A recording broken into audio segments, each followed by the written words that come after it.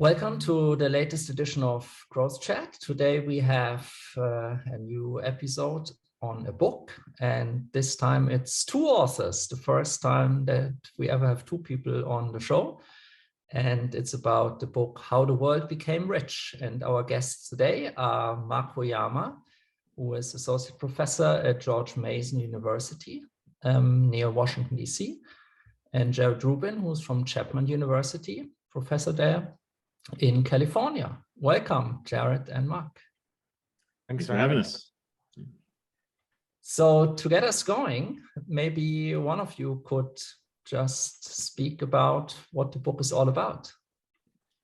Sure. Yeah, I can go first. So the book's entitled How the World Became Rich. And while we don't cover everything that went into that, what we're trying to do is, at least the first half of the book, tries to synthesize this really expansive literature that has come about in the last couple of decades, mainly in economics, but in the social sciences more broadly, on various aspects of what we call how the world became rich, but really how the modern economy emerged. And this is inherently a historical question.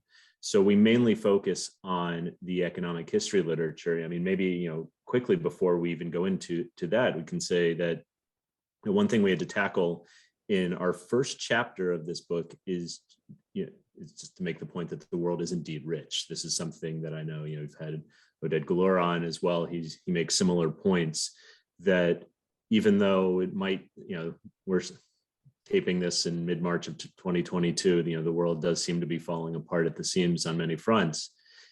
On many other fronts, the world has never been a better place to live in terms of life expectancy, in terms of health, despite living through a pandemic, in terms of comforts, just basic comforts that people have access to.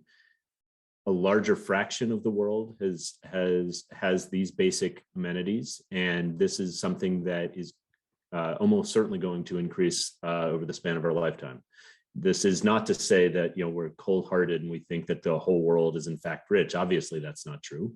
There's at least 1 billion people living currently that are still in pretty dire poverty. But yeah, I think that what we try to do is take an optimistic tone, and if we can understand how the world has alleviated a lot of this poverty that was the plight of almost every human being living, in history prior to a couple centuries ago, we can do something about those, the people that have been left behind in the vast economic growth that has happened over the last 2 centuries. So both Mark and I are economic historians, and we've studied various aspects of long-run economic development, between the two of us, and we came together and thought, there's no real book that kind of synthesizes this fairly large literature, especially one that does it for an audience beyond a purely academic audience. And this book is very much written for a non-academic audience, and that we certainly hope academics read it. And we do think that we certainly think there are contributions, academic contributions, but it's also written in such a way that it's accessible. There's no regressions, no Greek letters. We mainly try to overview the major theories. So the first, after the introductory chapter, we have 5 chapters which I silo the main theories into 5 groups that we view as the overarching categorizations in this literature. So we have one based on geography. So geography-based explanations that look at either climate, how mountainous places are, the soil quality, access to waterways, things like this, that there is a fairly large literature on that looks at various aspects of different types of geographical features and tries to relate it to growth, whether it be short-term or long-run growth. One thing we note on the positive for these explanations is that, unlike most of the rest of the explanations that we discuss, geographic explanations have the advantage of being, what economists call exogenous, meaning that they're they're not the result of something that we care about. The geography just is what it is. So that's attractive. On the other hand, it has a hard time explaining reversals of fortune because it's exogenous. And thus we kind of, what we do later in the book is think about how these types of explanations, including geographic ones, interact with other ones. And that's where we ultimately find that things like geographic explanations have the most bite. The second one we cover are institutional explanations. This is stuff that both Mark and I have done independent research on. Much of our research is institutional based. This is something along the lines of political institutions, legal institutions, even social and religious institutions. The roles that these things, which Doug North, Nobel Prize winning economist about 30 years ago, called the quote unquote rules of the game. I think that's the simplest way of thinking about what institutions are. They help structure the incentives that people face in their day-to-day lives. And these are things that, unlike geography, can evolve over time. They're human-made. They while they do not necessarily immediately react to incentives in and of themselves, they can be changed over time. And there's a very, very large literature, mainly stemming from North, and then a variety of people like Avner Greif, John Wallace, people like this who have looked at different ways that political institutions in particular have affected economic trajectories, both for good and bad, in various societies. Then we look at culture as a third set of explanations.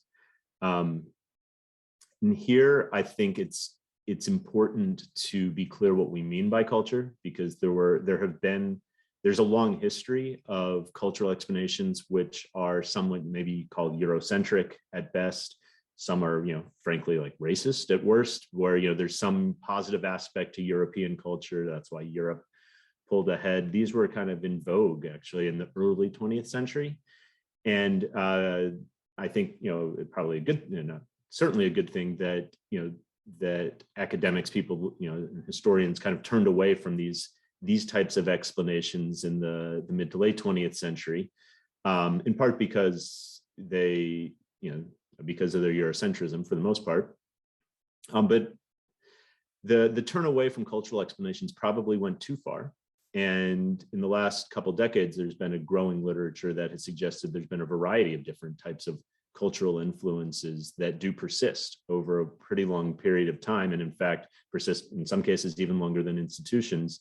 And this literature more so builds on cultural anthropology, the way that anthropologists view culture, the way it evolves over time, and this is something that that can last generations, and thus is seen as a source of persistence, especially when we think about why some bad outcomes might persist over time, why certain societies don't adopt various type of economic, whether they be institutions or other things that might lead to economic growth.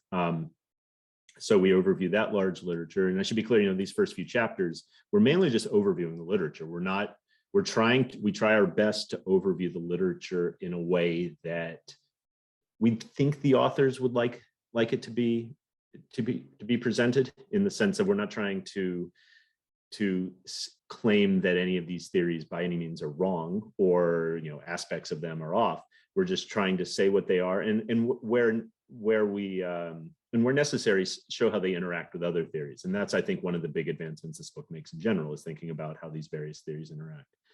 Then we have two more sets of explanations, one based on demography. So demographic theories are probably the oldest, in some ways the oldest of them all in terms of economic ones. They, when the most famous one, which is still widely used, goes back to Thomas Malthus, who viewed the persistent state of humankind as one being living near subsistence. As soon as you'd have some type of advancement, whether it be technological, political, organizational, eventually people would have more babies. You might have a temporary time where you have greater income per person, but eventually you'd have more babies. Those babies would eat up the surplus. You'd go back to around subsistence. So demographic factors were a main reason keeping societies from becoming wealthy. And this does a fairly good job at explaining a lot a lot of pre-modern economic growth. It goes up and down in spurts, but there's no real persistent growth. This is something that is unique to the last couple centuries, and that's something we need to explain. There's a number of other demographic features such as marriage patterns and things like the Black Death, things that were major demographic shocks that have been studied recently that, and where people, including Mark, have tried to look at some of the long run implications of these events. And the final one that we study is colonization. And here we take two different takes on colonization. The first one is to think about briefly overview the literature on how colonization was positively affected mainly the European colonizers and their economies. So there's decent literature, especially this is actually more of a literature in history rather than the social sciences, on the role that colonization played, especially in say the cotton economy and the cotton textiles and eventually industrialization in Britain. And we spend a good portion of this chapter though on the converse of this, namely what did colonization do to the colonies? In some places, those places that were colonized ended up succeeding, such as the United States, Canada, Australia. In many other places, they've been worse off. Sub-Saharan Africa, large parts of Latin America, Southeast Asia. And there's actually now a fairly large literature on the role of colonization, because when we say how the world became rich, there are two things to this. One is, well, what happened in the places that became rich, and the other is what didn't happen in the places that did not become rich. So colonization might be more of a latter factor, even though there are some that argue it's the former factor as well, namely that colonization contributed to Europe becoming wealthy. The last few chapters, which maybe I'll leave to Mark to explain, then try to bring this together and bring these theories together and really then focus on what did happen, namely in England, and then how not just industrialization, but what we call the modern economy first spread to places like the United States, other parts of Europe, Japan, and then in the 20th and 21st century spread elsewhere and is continuing to spread. So maybe Mark, you can take some of that if you'd like, or obviously add to whatever I say as well.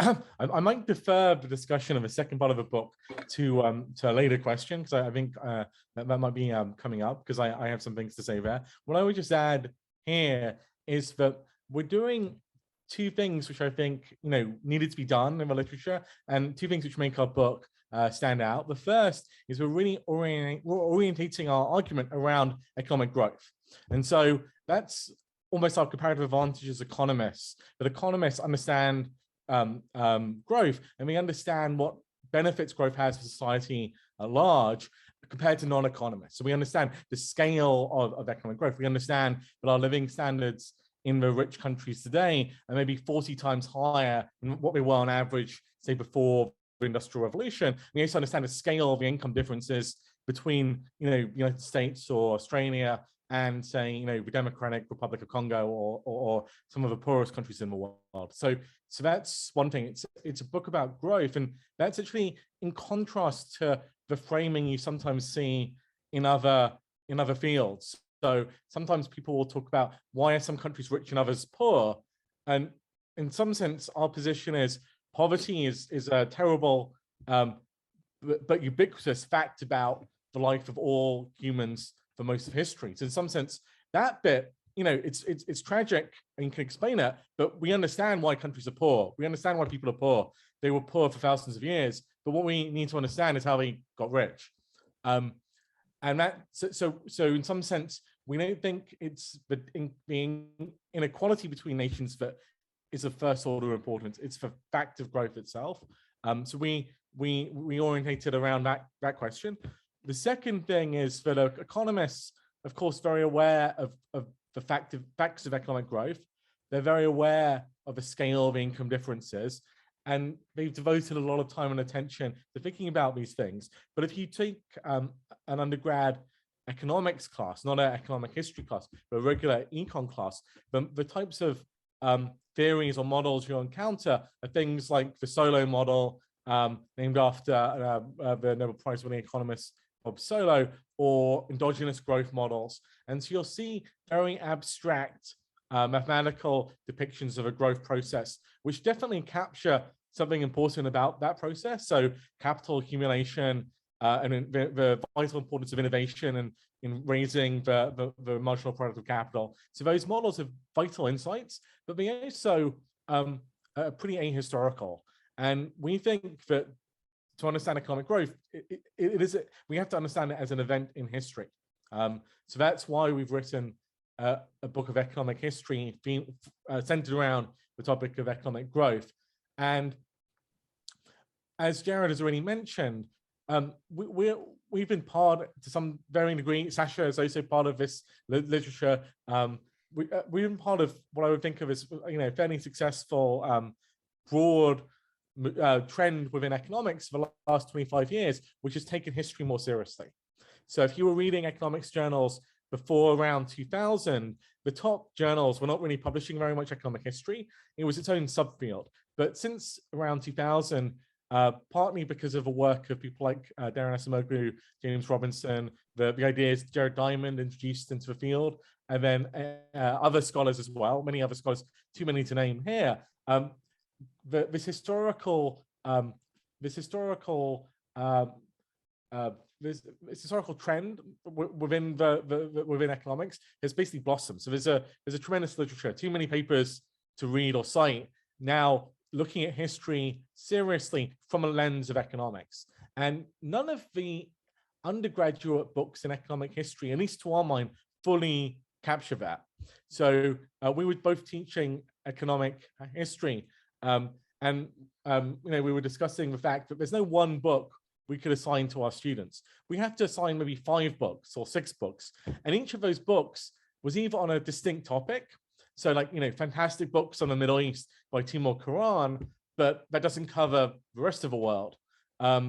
So we wanted to write a book which covered the whole world at this, at a level which was accessible to the general audience, to students, and summarize this research. And then, that's kind of, and had our spin on how you should think about these topics in a way which, as Jared has described, wasn't too what's the right word? It wasn't focused around a single argument. There's no one story we're pushing. So even though we have our preferred explanations, we're not saying they're the only explanations out there. We're not making the type of argument where you're like a lawyer trying to acquit your client, or we're not trying to make a case. We're not making one argument. We're summarizing a field, and we think we do a very good job of that. Excellent. Yeah, I agree. I mean, I read the book, and great job, guys. Now, who of you had the idea to write a book, and why did you write it together instead of one of you just went by himself? I remember having a conversation with Mark. I think it was at maybe an Economic History Association meetings. I want to say it was. And I think we're just talking about this, that there's no real book that does this. One thing that I know had long frustrated me, frustrated might be too strong, but even before we conceived of writing this book, is that most books, including my own, I think we conceived of this maybe probably before my book came. My book came out in 2017, but you kind of finish it in 2015. So I was probably done writing it. I don't think it'd come out yet. And I had experienced this while writing a book, that when you're writing a book where you have to present a thesis, you really have to either ignore or place less emphasis on other aspects of the big questions that you think are right. So, long run economic growth is not a monocausal event. There are many, many things that lead to some parts of the world becoming better off than others. Yes, different people are going to put different weights on those things. And that's why you write a book in some ways too. You say, well, the thing that I'm focusing on here, there should be more emphasis on this. But in doing this, you also kind of miss out on the interactions between how various really important things like institution, culture, demography, geography, how these things interact with each other, unless that's the specific book you're writing. But when you really think about the broad synthesis of things, this is something where, of course, these things interact with each other. We're talking about economic development, or rather economic growth, over centuries. And this was something that I thought, I know for a long time had frustrated me. So that was something I thought would be good fodder for a book. I don't know exactly how we came to writing the specific book we did, but I remember having discussions about this. And then I think to some extent, it went into the stuff Mark was just talking about, namely that there is no real book that one can assign when teaching an undergraduate economic history course. And also, this is the type of stuff that at least I think, and I certainly hope, and we'll see over the next few months, that people outside of academia, people that aren't taking an undergraduate course, do have some interest in. The origins of the modern economy. How and why certain parts of the world are wealthy and why certain parts are not. And well, I think that's kind of clear that that's the case, because there've been plenty of books written on this topic, but I don't think any book has been written in kind of thinking about these connections in the way we've done it. So, Mark, you can correct my memory if it fails me. That happens often. I also don't know. Actually, I was just looking at the emails. I sometime in 2018. We decided to write it, but I think we must have decided in person, because the earliest emails about it presume there's an idea there. So we decided, and that's before we were contacted by the publisher. So that was in 2019, sometime in 2018. But it's not. The idea must have started in person. So it may have been an EHA. I think you're right. It must have been an EHA, because now I think about the dates. It would have been in fall 2018. We must have discussed it, but I think we had discussed at an earlier conference, because both Jared and I attend a lot of the same academic conferences. So there's ASREC, which is the Association for the Study of Religion, Culture, and Economics, and there's the Economic History Association. And so I think we had decided to work together on something earlier, but I assume it must have been an in-person meeting where we decided to write the book. But both of us, I think, felt that we could do this. Like we could both do it, but if we both wrote this book, then there'd be two competing books, so we might as well do it together.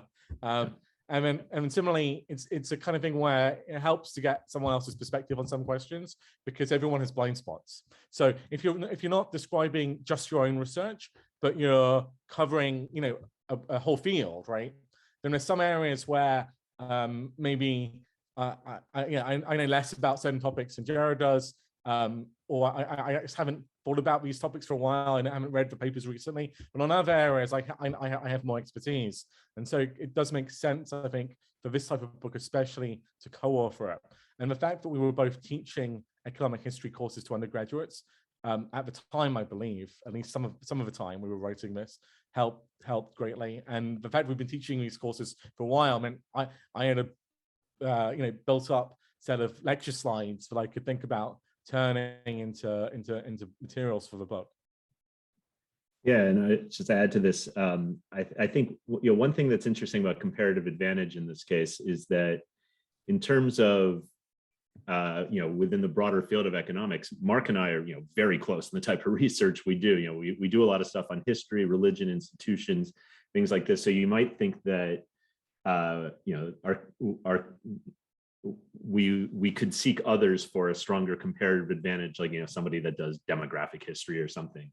And I think maybe to some extent that might be true, but we certainly do have our own comparative advantages in these chapters, as Mark's saying. I mean, we both have our blind spots, but I think the fact that we're also so close in the type of research we do made it a lot easier to kind of come to consensus on some of the things. What's important, what should we emphasize, what are the key interactions between these various institutions, culture, whatever, that we go over in the book. And I think that, so we kind of found it was a very easy process writing this book in many ways. It was actually very enjoyable process as well for those reasons, and more.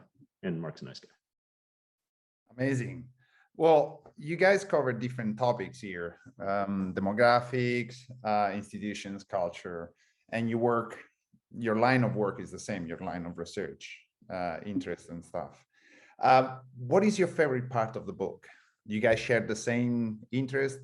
You have the same favorite part, or is it different?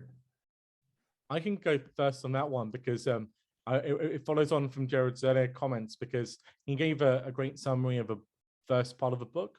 So the first part of the book, we consider, the role of these important factors such as geography, institutions, culture, demographics, and colonization. And in the second part of the book, we try and bring together those arguments. Now, I was going to say that in some sense, for me, I think that's the part of the book I enjoyed writing more. So that's part 2, and particularly I think part 6, these are chapter 7 and chapter 8. Chapter 7's why did Northwestern Europe become rich first, and then chapter 8 focuses particularly on the British Industrial Revolution. And I think here it was quite enjoyable to write for me, because there's been so much recent research, and getting up to speed with all of that and trying to present it in a concise way, which did justice to all that research, was quite challenging. Jared could probably confirm that these are the chapters which took the longest to write. So these are the chapters where we were kind of, we took several iterations to kind of get right, and there's a lot of restructuring that had to be done. And there was a question as well of what level of detail you go to. And I like these chapters. To give a flavor to the listeners, there's always an issue like, do you talk about a specific innovation or a specific kind of individual person? Because those types of details readers can enjoy. They make it more concrete for readers, but at the same time, you've got to give all the statistics and the data about how fast wages were going up, or what was happening to interest rates, or what were growth rates like, or what was literacy like.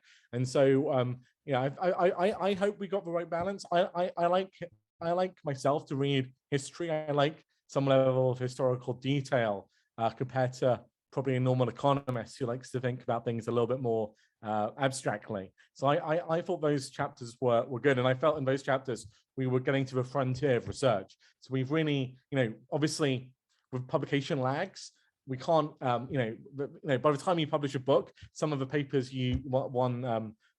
sites have been updated, or they've been published, or there's new research. But we really, I think, do a best possible job of taking the reader up to the frontier in terms of these are the latest papers on say the Industrial Revolution, or on these topics in economic growth. It's not like we're just surveying established papers that you would have read 10 years ago. This is we think we're getting the reader to the frontier of a field which is actually advancing all the time, which is why we find it exciting, and hopefully readers find it exciting too. Yeah, no, I'd agree with Mark on this. It's the last 4 chapters in particular. So this chapter 7, as Mark just noted, talks mainly about Northwestern Europe, so not just England or Britain, but the Dutch Republic as well. And then what were some of these? We look for preconditions that, at least for the way that those countries ended up growing, that were there that assisted that. And we draw from those first 5 chapters in doing so. And then we look at how, specifically in Britain industrialized, because I think any book that really wants to explain how the world became rich does have to spend some time, certainly in Britain, but particularly in Britain's industrializing period. Then we have another chapter which looks at how it spread. That's chapter 9. So to places like the US, and also not just to the US, but even how growth emerged in England itself, because industrialization does not mean growth. Growth doesn't happen. So the Industrial Revolution begins in the mid 18th century. England doesn't really start growing the economy on a per capita basis until the first few decades in the 19th century. So we have to kind of make that linkage. Then we look at how it spread to some of what they call the follower countries, like the US, parts of Europe, eventually Japan, and then we do have a final very short chapter that kind of summarizes some stuff, but really the final meaty chapter then looks at what happened in the 20th century, and even into the 21st century, how eventually places like the East Asian tigers, China, to a lesser extent, South Asia, how how growth has happened in these parts. And this is, I mean, I think for very similar reasons to Mark, my favorite part of the book is certainly writing it for, for reasons Mark said. And also, I think it's also really our academic contribution too, for reasons that I noted before, is that this is the part of the book where we really start bringing things together. Now, in some ways, it's not a conventional academic contribution in that we're not introducing new data. We're not introducing even a new theory, kind of. And I say kind of because I think we are bringing these theories together in a way that even the authors themselves, I think, at least do not emphasize. And in doing so, I think we are formulating a new take on what's important. And really the main reason why I think that this is new is that we are really focusing on these interactions. And based on our own preferences, or not just preferences, but our own research, really, we do end up focusing more on the interaction between institutions and cultural features. But these are not the only ones. So Mark's also done work, and we emphasize this too, on the interaction between geography and institutions, for instance. And in a sense, we don't overly favor one or the other, but we are noting how these things are interacting with each other in various ways. And I think bringing this together is new, and that was definitely the most, I think, exciting part for me to kind of think through. And I think, as any good research project should have, is as we're writing the book, new things came up that I don't think we'd thought about going into this. And it's not just that we read new papers as we were doing a literature review or something like this, but we thought about different ways in which these various features interact that were not things that I think we had initially intended on either writing about or certainly putting in the book. But as we were thinking about it, and particularly after we did all the work to synthesize these literatures, some stuff becomes more, I think, immediately obvious that these interactions really are important in ways that are less obvious if you don't have a really good grasp of these literatures. Thank you. As an economist, I found it super interesting. What do you think a non-economist would find interesting from the book? I can have a go at that, I guess. So my view is that actually non-economists should not be afraid of a book at all. They should find it interesting, but they will. So I think they'll find it of interest. The main thing I would say, though, is actually I think it introduces some economic reasoning to non-economists. So, like, the focus on economic growth, the insight, which is kind of simple to economists, but not obvious to non-economists, that the world economy, the modern economy, is so large that you can only explain zero-sum interactions. So one country taking resources from another country can't explain that scale, right? The role of things like trade and the division of labor, maybe it's obvious, right? These are important sources of productivity and growth, but they rest in some sense on institutions. So thinking through those ideas, I think, should be interesting to non-economists, and perhaps more novel. I mean, maybe if you're an economist and you're in this literature anyway, you're like, yeah, we know this stuff, and like, but actually, if you're a non-economist, I think the way these things fit together should be of genuine interest. And I think it's certainly, if you're into history, it's we cover a lot of world history. We can't cover every country equally.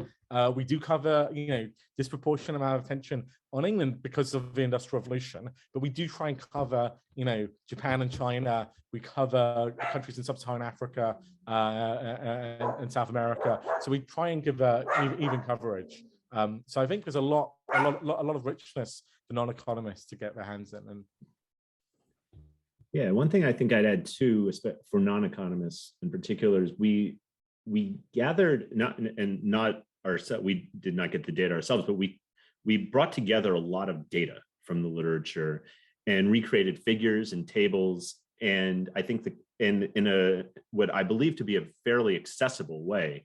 So I think for people that are interested in kind of these long run patterns and seeing how they evolved over time, we do this in a in a fairly digestible way for non-academics, non-economists to really take in. And I think that this is something that certain types of books like this can be dry. And I think, and I really hope we overcame that via two ways. One is by bringing in a lot of figures, a lot of data, but also we really wrote it in a different way. We changed, I think, our writing styles. I know I did, and I'm going to continue writing like this because I just like it better. Academics typically have they write in long sentences. They write, everything has to be qualified, which is good. I mean, I think that's not a bad thing for academic writing, but it doesn't make for the best read either. So we tried to get away from that. The sentences are short. We don't use jargon. We only qualify things when they absolutely have to be qualified.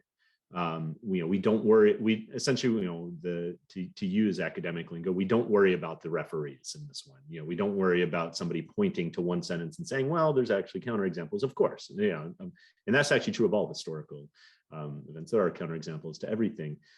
So I think in terms of, and I guess I'm kind of answering the question, not just for non-economists, but for non-academic, I think the way the book's written and really the story it's telling is, that's who we wrote it for in some ways. And I mean, and I think the other thing was, if we're to get one thing out of this book, I mean, I think if this book is really successful, it's not necessarily in terms of sales, even though obviously that would be great, but I think that in a most optimistic world, this is the type of book that hopefully will turn on some undergraduates to studying economics.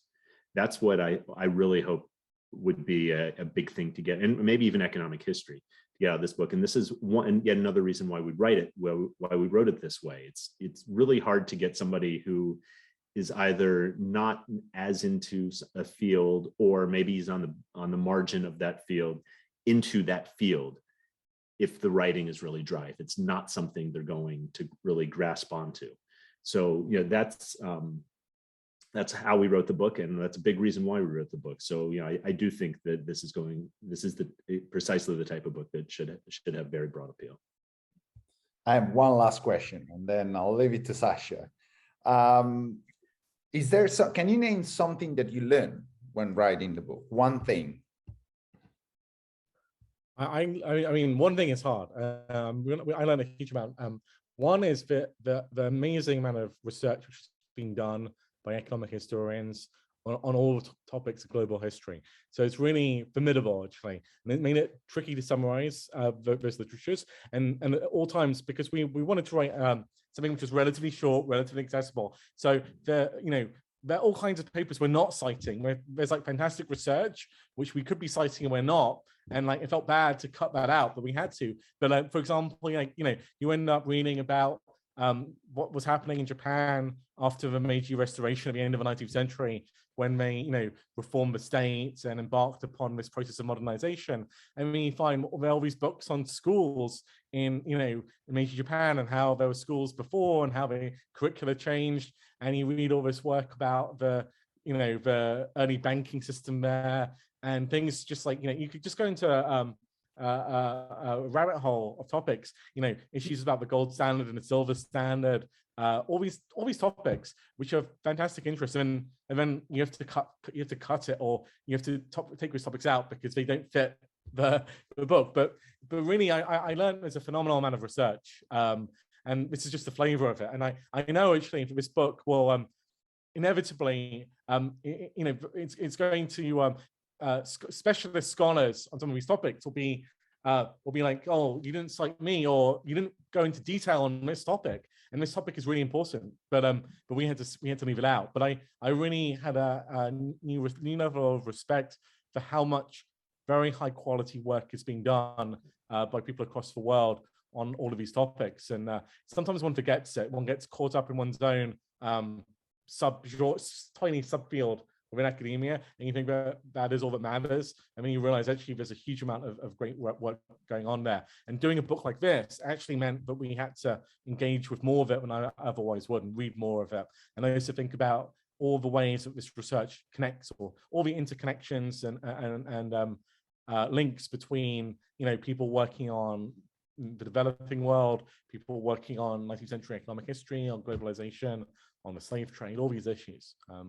So yeah, I really, in some sense, it's a good exercise to do as a scholar, particularly, I guess, once one already has tenure. Yeah, Mark in some ways I took my answer. That's fairly similar to what I was going to say as well. Just when we first started reading for some of the background for this, especially some of the chapters on topics I was less familiar with. So, the institutions chapter, for instance, I felt fairly comfortable, even though there's so much work that you start going down some of these rabbit holes and you realize that everything you say can be qualified in 30 different ways. The culture chapter was similar. I kind of know that literature, but then a chapter like the demography chapter, not something I work as much on. When you start reading some of, you kind of know some of the classics or, some of the more recent, bigger papers. But then you start going more deeply into, that literature, in part just by seeing what is cited in these papers. And yeah, you get kind of on the one hand, you get a little blown away in terms of how much high quality research is being done. But then when you really start to internalize it, you say, well, okay, we need to include this. We need to include this. We need to include this because these are all making really important points. And I think, what Mark was saying, the book is about, I think it's 225 pages or something like that. It easily could have been 400 pages if we really wanted to get into the weeds of some of these things. Because we have notes of tons of stuff that we never ended up using. So I think in terms of stuff we learned, certainly just, obviously we read a lot of, in a lot of different parts of the economic history literature that we were not as familiar with. I think in terms of, stuff that we did though, besides just reading, is really, as we've kind of already mentioned now a few times, is for the sake of this book, unlike any work I've done elsewhere, I and I believe we really had to think deeply about how these different theories interact with each other, again, in ways that the authors themselves do not make these connections.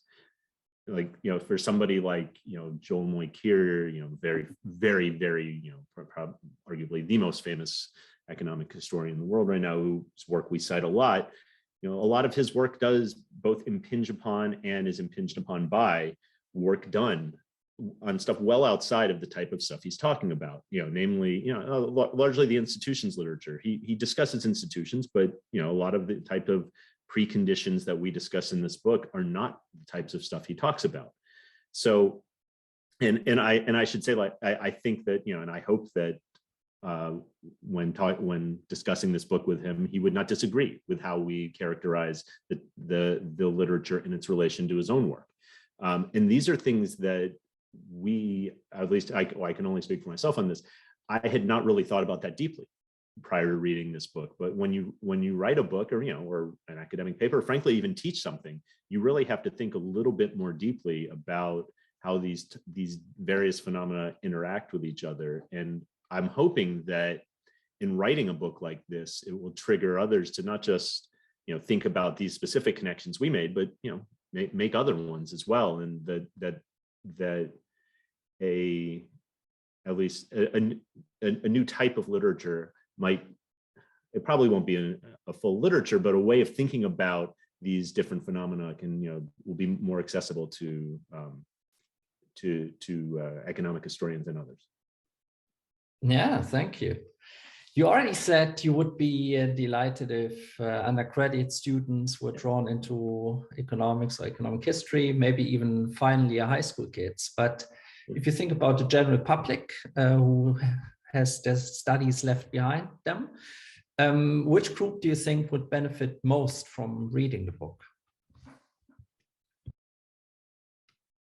I guess it's I can start with this. I mean, I certainly think, okay, so there's a few. I mean, one is, the group of people that, fairly large, working in NGOs, working in poor parts of the world, mainly from the Western perspective, because, in certainly not all cases, but in a lot of cases, I think there is a not misunderstanding, but there's two things that I think could be emphasized more in such work. One is the role of history, the role that specific historical events have played in making certain types of things work or not work. Because maybe one thing we actually haven't discussed as much here too is that this book is very much not saying that history is deterministic, things that were unique to England. And all we're saying is, when we look at England, we say, look, there's some things that England had that were good for economic development. That doesn't mean, though, that they're going to be good for economic development elsewhere. And it's because of these interactions. So, a specific kind of cultural background, for instance, meant that the types of institutions they had worked well for economic growth in a certain place.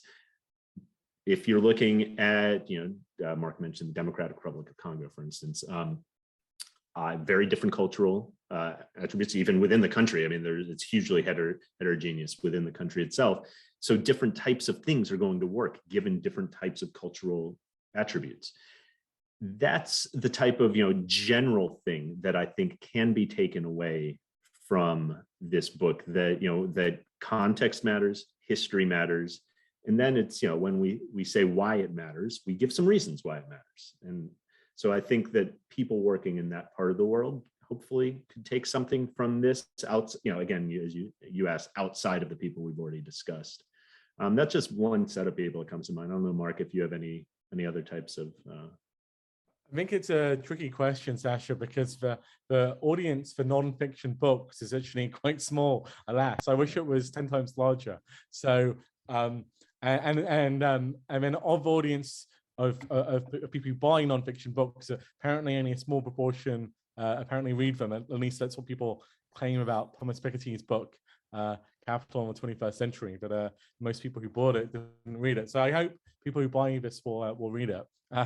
The main, I think, anybody interested in how the world has got to where it is now should be interested in this topic. Now, they might find that the book is slightly different to some other approaches to these questions. We try to make it a non-ideological book. So we try and we're open. We think growth is good. Okay, so we think economic growth is on net good, and we think there are a lot of misconceptions about growth that inevitably comes at the cost of environmental degradation, or there are trade-offs between growth and other things. We think actually if you think about growth as economists think about it, then growth is good. But other than that, that position which we set out right away in the intro of the book, we're not trying to push one theory over another, nor are we trying to tell a story where, yay, England, the West is great, nor are we trying to say the West is evil, it got rich solely by exploiting the labor of people in developing countries, and therefore reparations are owed. We're not really interested in those types of questions. We're really interested in just how did this happen? So if you're curious about how it happened, and you want to know what the academic literature says about this, but obviously you don't have time to read, I don't know how many papers are in our reference list, but let's say 200, 300 papers, you can read this one book, and that will synthesize a lot of the arguments for you. So I think people who are interested in finding out about how the world works should be interested in our book, we hope. Yeah, I fully agree. I definitely enjoyed reading it a lot. So I hope many of our listeners will pick up the book too and read it. I urge you to do so. Now, my final question that I also asked Odette Galore, as we spoke to him some weeks ago, is, do you think that all cultures perceive growth the same way? And the background to that is I recently traveled through Australia, and I came past lots of areas where Aboriginal people live and on country, and many of them consciously decide to live in their ancestral lifestyles. And it's not clear whether they would want to participate in the growth as we perceive it. So what are your thoughts on that? Yeah, I guess I can start with this. I mean, I actually think that, so you asked, do you think all cultures perceive growth the same way? I actually think you could replace growth with any word, And I think the answer is no. I think that, at perception, when we think of, so the way we've been thinking about culture in this book, and it's the way cultural anthropologists think about it, is it's perception. It's how the world works. It's the types of values that a society has, or that a cultural group has. And I think, to your specific question with respect to growth, this is, I think very clearly something in terms of how desirable it is, what it might be able to do for that society, that this is clearly something that's going to differ based on not just cultural past, but the lived past and the historical past, and how we got to the point we are.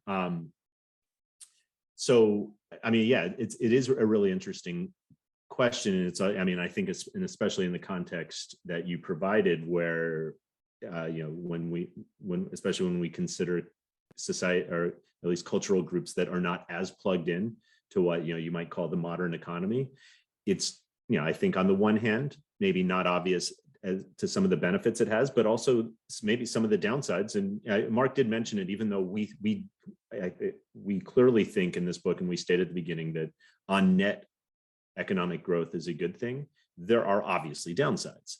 And some of those downsides might be, for different cultural groups, might be more important.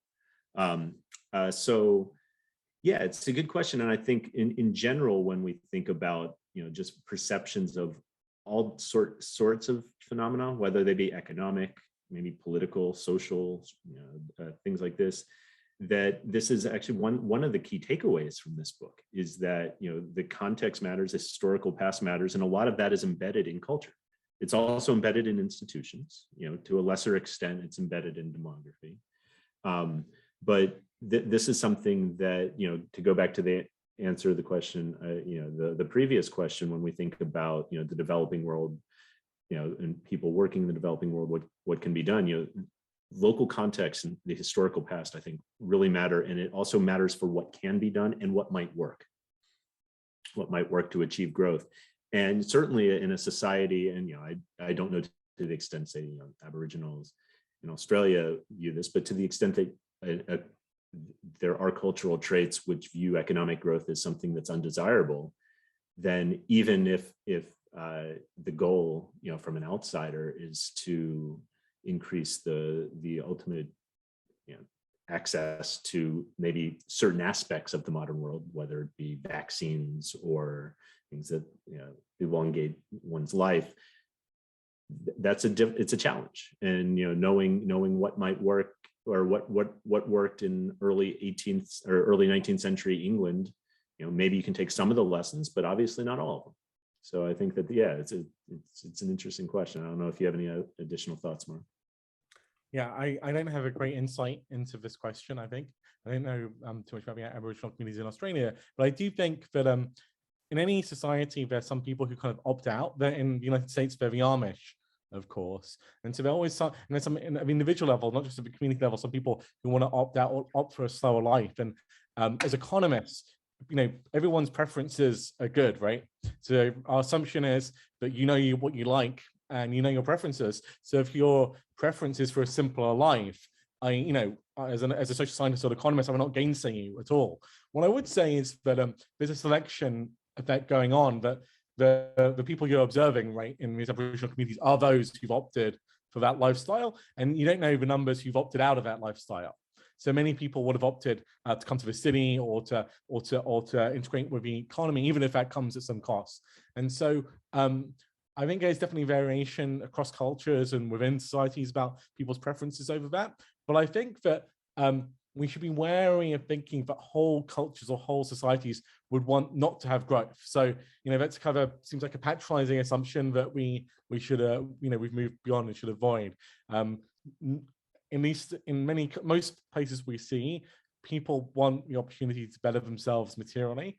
And there's some benefits from economic growth, but no one in their right mind, I think, would turn away, and some costs as well. So individuals can make that trade-off. I actually, just to end on this, I think non-economists sometimes make the point that economists are obsessed with maximizing economic growth. And maybe I've given that impression in this interview, but actually we care about satisfying preferences ultimately. And so economic growth is a means to preference satisfaction. And some people will clearly not want to be as integrated in the global economy, and that's fine.